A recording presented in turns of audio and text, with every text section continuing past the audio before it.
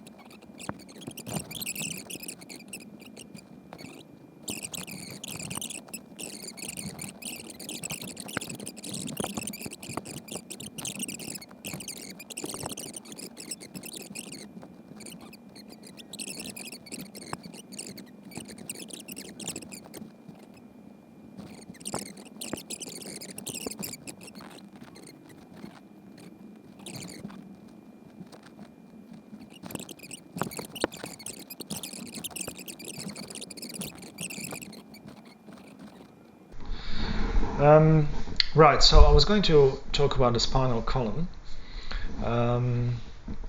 Like I said earlier, the design of the column is to support the body, and the way it is done, and this is going to be just a quick.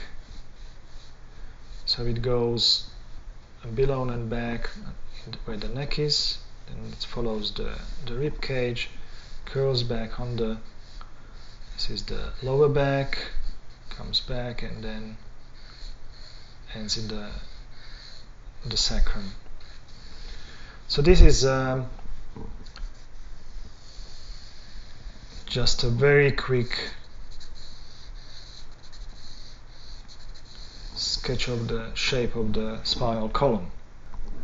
So essentially it consists of three parts, or maybe, yeah, well, three parts. Let's say there's 7 cervical vertebrae just there, and then it continues below with 12 thoracic vertebrae to somewhere about there, which is the part where it accommodates the rib cage, and then it continues down with another 5 lumbar vertebrae. Beyond that, there's another 5 vertebrae that have fused together, and that gave us the sacrum, and then another 4 that fused together, and that gives us the coccyx. Without going into much detail, the first 2 vertebrae in the neck are very important because they provide the movement of the head. The first one is called atlas and the second one is called axis. And atlas carries the weight and then rotates on axis. So that gives us the rotation.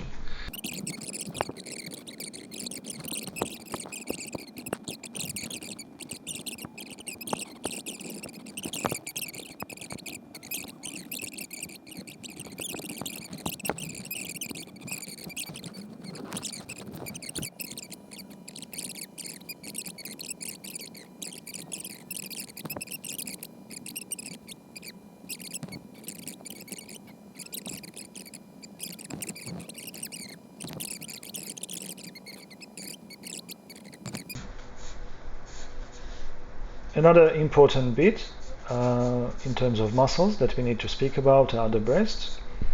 The simplest interpretation could be probably using a sphere. However, as everything else is subject to gravity, we need to remember that that the fleshy parts of the breasts start from the sternum. So the breasts would be not only hanging down but also to the side. So and that gives us a kind of a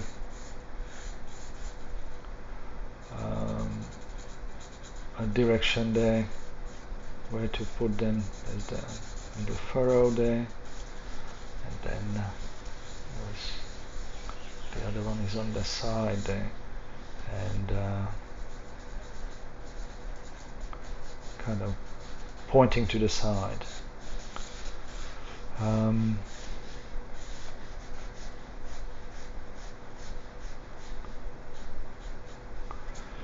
Now this hand here looks a little bit awkward because it's overextended, so it goes all the way on the other side. Now it looks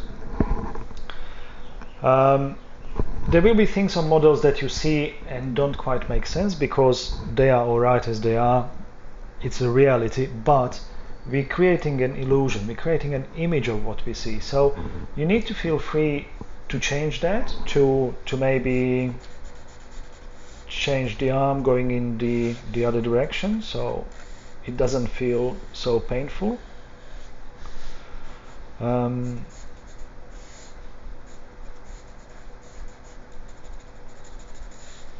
And again, as I will show you later on in talking about planes and values, we need to be able to, while interpreting the reality, to make decisions that will help us to define the illusion, that will give us the result that we actually need. So there's the other arm. And I realize that there's quite a lot of things going on here that are not quite clear,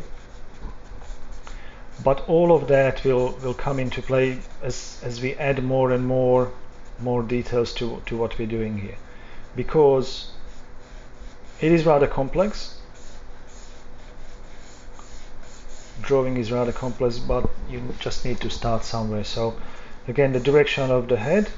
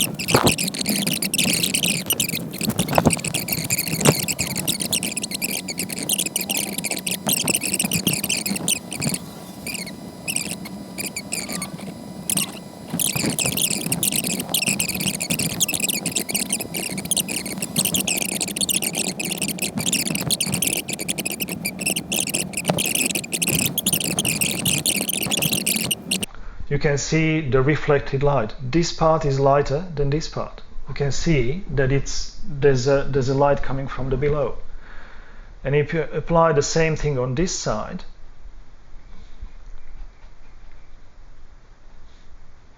and you can see again that you start getting a roundness of the shape. On the neck, we haven't talked about the neck yet, but there's a pit of the neck that is definitely turned away from the light.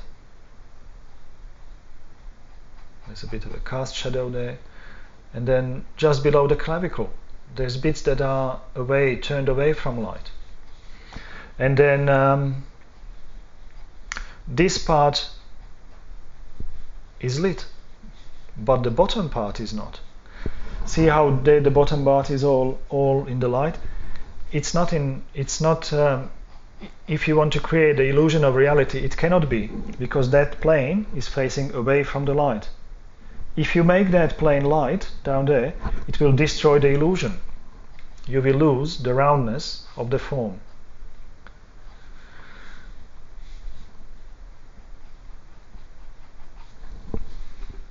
And you can see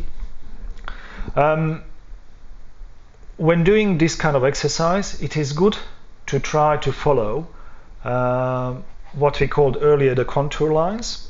So if you have a rounded object, then you don't shade it, let's say, with straight lines like that, although you can if you choose to.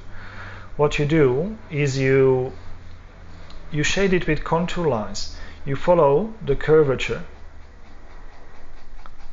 of the surface, and it just strengthens the illusion of roundness, as well as just adds to defining the which way the surface is facing.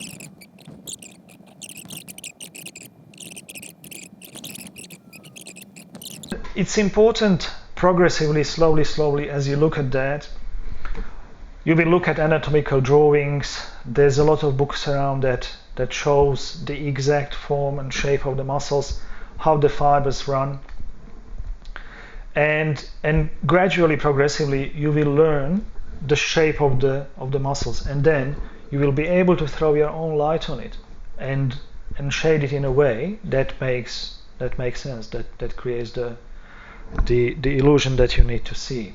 So that's about it. That's about planes and values. There will be, of course, more. There's a lot more to talk about and show, but just for the start, this is important to know these few basics just to start you off. Thank you for watching, and hopefully I'll see you at the next lecture, which is on pelvis.